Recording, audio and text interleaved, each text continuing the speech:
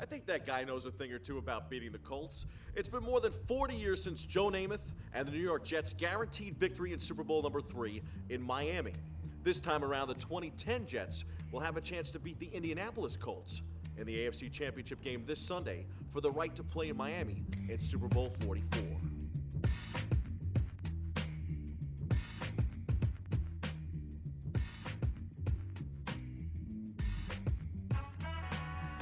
Colts are a great football team, but we're excited. Like I said, we are excited to play this game. This is our chance to go out there and prove that we can beat this team, and you can't take them lightly. They're obviously a great team, so we're going to go out there and handle business. We're talking about the power of believing, but this week the optimal word seems to be destiny. You know what? It might be more destiny, considering where we came from throughout the middle of the season up until this point. We had a tough year.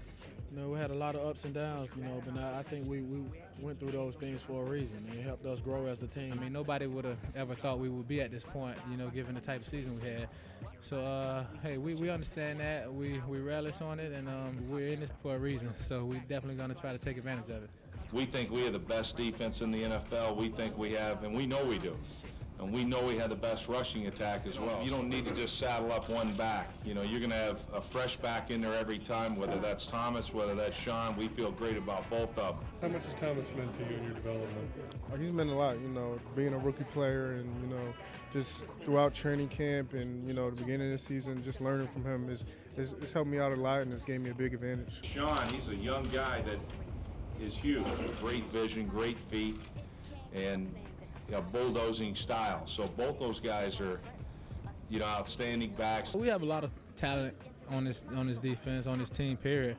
And the scheme is awesome. And I think the most important thing, is the attitude. This is an incredibly tight team. We play for one another like crazy, and it's fun to know that you have someone that's going to lay it on the line for you, sitting next to you. And that's a bond that can't be broken. There's a lot of things that they do extremely well, but there's a lot of things we do well, and we're excited about this opportunity, and then the winner goes on and represents the AFC.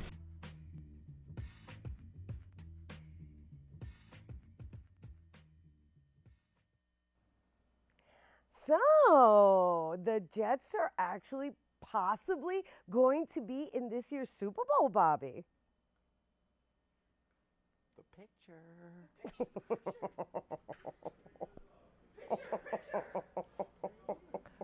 That's what I'm talking about. Hey, Rena, like Mark Sanchez, I've decided to pass up shaving while the Jets are in the playoffs.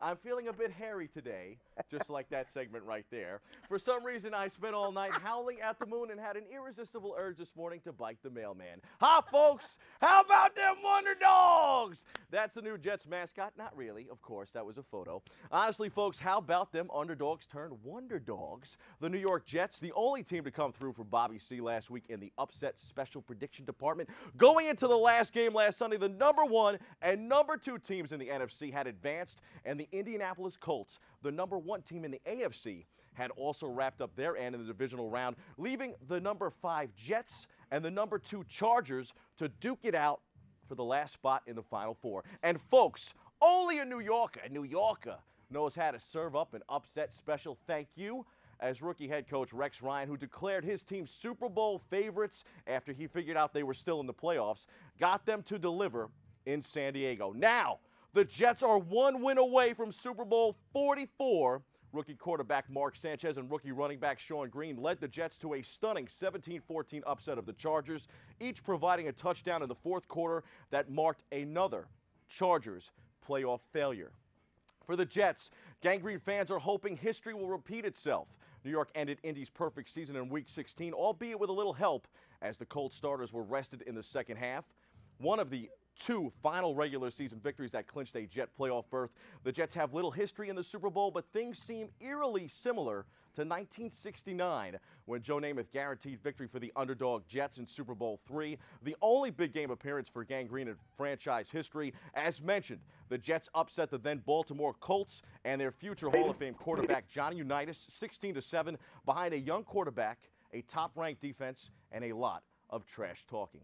Many Jets fans are flashing, the superstition this week. So are the Jets. like Jericho Cotchery with his New England clam chowder before every game, and of course, the unshaved Sanchez. But the Jets can make it back to Miami for a second time by using that same time-tested formula, smash mouth football. Let's hear what current Colts QB Peyton Manning, a future Hall of Famer himself, had to say about the Jets this week via national media conference call yesterday. Check this out. Peyton, how much do you respect what Mark Sanchez has done as a rookie starting quarterback, getting all the way, and I mean, just having the poise that he has? He's done a great job. I think the whole team has. There's no question that it's impressive. How does Darrelle Revis, the way he's playing right now, rank among those guys, the best that you've played? He's a very talented player that has played very good football this year. Let me also say I think their other corners are excellent cover guys. I mean, Shepard's been around for a long time. He's played in a lot of big games, and I think he's an excellent cover guy. Lowry does a really good job. Strickland does a good job, and I think their safeties are good cover guys as well. They have a number of guys that that cover in their different packages. So Revis certainly gets a lot of the attention, and he certainly deserves it. But I think the other guys are excellent cover guys as well. Do you find it easier to read a defense after playing a recent game like you did against the Jets, as far as just getting a feel for the recognition of everything? Not necessarily. Each game takes on a new identity. Sometimes there'll be an injured player that's back that didn't play the week before. Sometimes they'll play an entirely different defense. So you just never know. So you truly have to prepare for kind of for the game plan and be prepared to adjust throughout the game, and you better be on top of it every single play. I've always thought experience is your best teacher. As long as you got knowledge that you gain from the experience. In the other divisional matchups last week, New Orleans cruised past last year's NFC champ Arizona 45-14, and Minnesota creamed Dallas 34-3, setting up an interesting showdown between the Vikings and the Saints Sunday night in New Orleans. Kickoff is set for 6:40 Eastern Time. Of course, the Colts soundly defeated Baltimore 20-3 last Saturday and will host the Jets for a 3 p.m. kickoff Sunday. From the gridiron to the hardwood, the New York Knicks host Kobe Bryant and the Lakers tonight at the Garden. I'll be there as Hollywood comes to Broadway. The Orange and Blue are 5-4 to start January and are coming off a nice Martin Luther King Day victory over Detroit Monday. As for the defending champion Lakers, Cleveland and LeBron James swept the season series Thursday night. James scored 37 points, including 12 straight in a 93-87 win. Kobe and the Lakers will be hungry tonight at the Garden. On an NBA side note, Knicks diminutive guard Nate Robinson will try and make it 3 slam dunk titles in Dallas at this year's All-Star festivities Valentine's weekend. The starters for the game were announced this week. LeBron James, Philly's Allen Iverson, Miami's Dwayne Wade, Orlando's Dwight Howard, and Boston's Kevin Garnett. For the East, Kobe, Denver's Carmelo Anthony, San Antonio's Tim Duncan, and Phoenix Stars Amari Stoudemire and Steve Nash for the West. And on a final sports roundup note, the Rangers fell on the road in Philly last night. The Blue Shirts came up short on the ice 2-0 to the Flyers. They remain in third in the Atlantic Division behind New Jersey and Pittsburgh and slightly ahead of the Islanders. Let's hit a quick C-list for the photo of the week. You got it.